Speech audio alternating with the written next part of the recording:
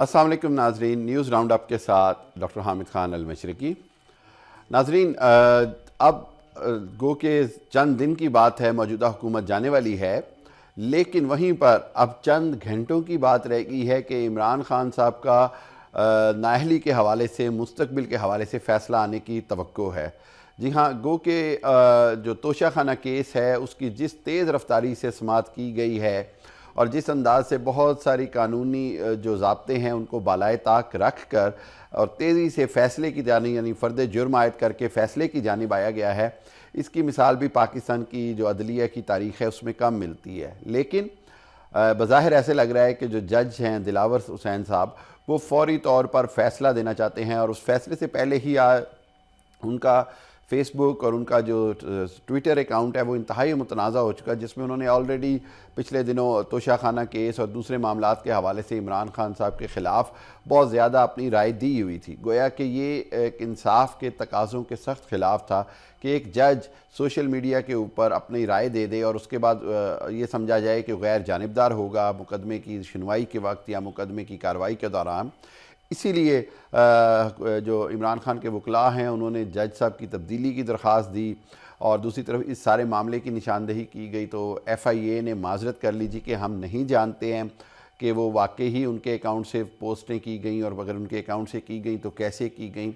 گویا کہ وہ تو انہوں نے مان لیا جج صاحب نے کہ جس اکاؤنٹ سے پوسٹ کی گئیں وہ انہی کا تھا، لیکن وہ اس پہ اب نہیں بتا پا رہے کہ وہ کیسے انہوں نے اس طرح کھلے عام عمران خان کے خلاف اپنے خیالات کا اظہار کیا۔ ایک تو یہ بات ہوگی۔ دوسری بات یہ ہے کہ عوام کے لیے سوچنا پڑے گا کہ کیا عمران خان کو نااہل کرنا اتنا ہی ضروری ہے کہ دن اور رات ایک کر کے تیزی سے اس مقدمے کی سماعت کی گئی، اور اب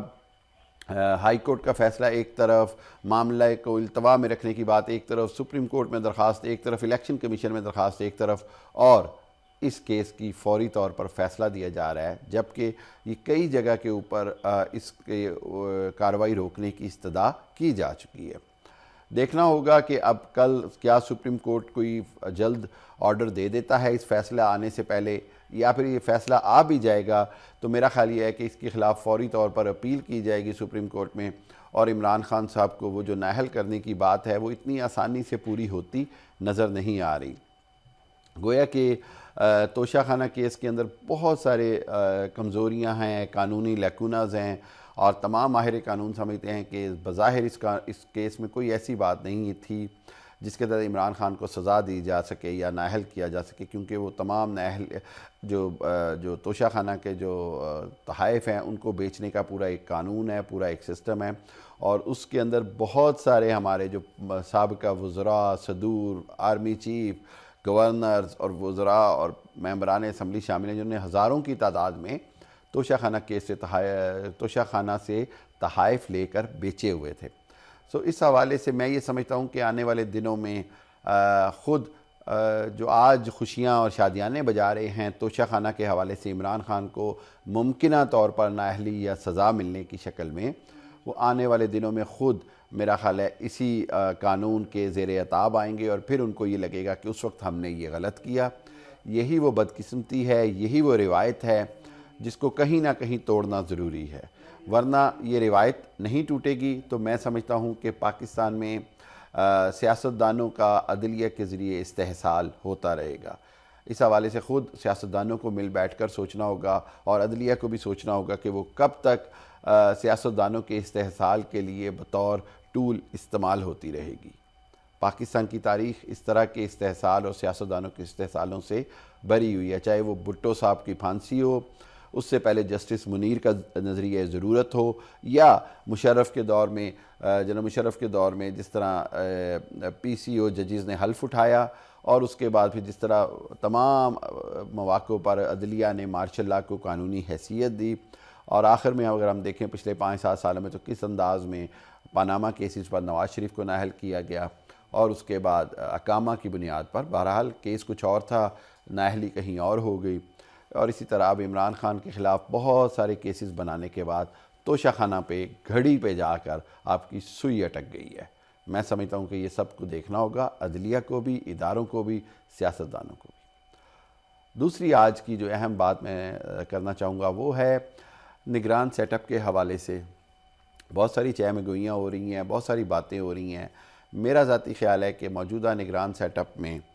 حکومت کی کوشش ہے کہ کوئی سیاستدان آئے، جبکہ مقتدر حلقے چاہتے ہیں کہ کوئی معیشت دان آئے، معاشی ایکسپرٹ آئے، جس کے لیے ڈاکٹر عبدالحفیظ شیخ کا نام سر فہرست ہے۔ دیکھنا ہوگا کہ کیا ہوتا ہے، لیکن اگر کوئی معیشت دان آیا یعنی اکانومسٹ آیا تو پھر میرا خیال یہ ہے کہ عمران خان کی جو گرفتاری ہے وہ پھر ممکن نہیں ہوگی، کیونکہ معیشت دان یہ سمجھتا ہے کہ عمران خان کو گرفتار کرنے سے نہ صرف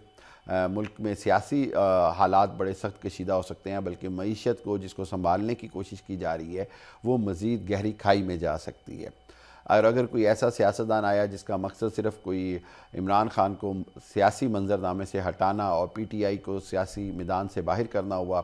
تو پھر اس کی بڑی بھاری قیمت ادا کرنی پڑ سکتی ہے عوام کو، معیشت کی شکل میں، امن و امان کی شکل میں،